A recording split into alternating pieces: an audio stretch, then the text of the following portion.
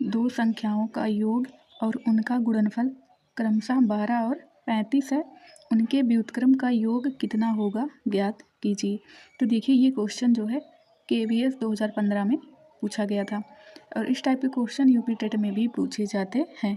तो आज के वीडियो में हम जानेंगे कि इस तरह के क्वेश्चन को हम किस तरह से सॉल्व कर लेते हैं। तो देखिए क्वेश्चन क्या कह रहा है, दो संख्याओं का योग। तो सबसे पहले हम क्या कर लेते हैं, मान लेते हैं कि वो संख्या कौन कौन सी हैं। एक x है और दूसरी क्या है, y है। क्यों कह रहा है कि दो संख्याओं का योग, तो हम मान लेंगे दो संख्याएं क्या है, x और y है।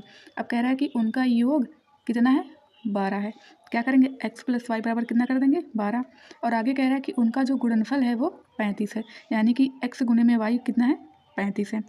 अब देखिए बस यहाँ से हमें क्या करना है, क्वेश्चन को सॉल्व कर लेना है।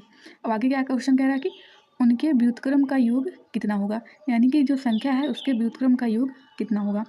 तो x का व्युत्क्रम क्या हो जाता है, 1/x, y का व्युत्क्रम क्या हो जाता है, 1/y, और इनका योग पूछ रहा है क्या होगा। तो यहाँ पर देखिए क्या हो जाएगा, 1/x + 1/y बराबर क्या होगा, ये हमसे क्वेश्चन में पूछ रहा है।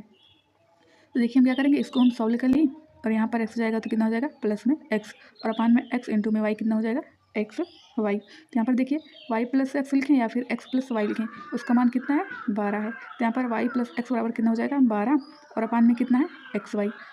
x इंटू वाई कितना है, 35 है। तो क्या करेंगे, अपान में कितना कर देंगे, 35 कर देंगे। तो यहाँ पर देखिए 12/35 निकल कर आ गया। ये जो वैल्यू है वो किसकी वैल्यू है, 1/x + 1/y की, यानी कि उनके व्युत्क्रम का योग निकल कर आ गया 12/35। यहाँ पर ऑप्शन नंबर सी 12/35 सही हो जाएगा। तो इस तरह से हम ऐसे क्वेश्चन को सॉल्व कर लेते हैं।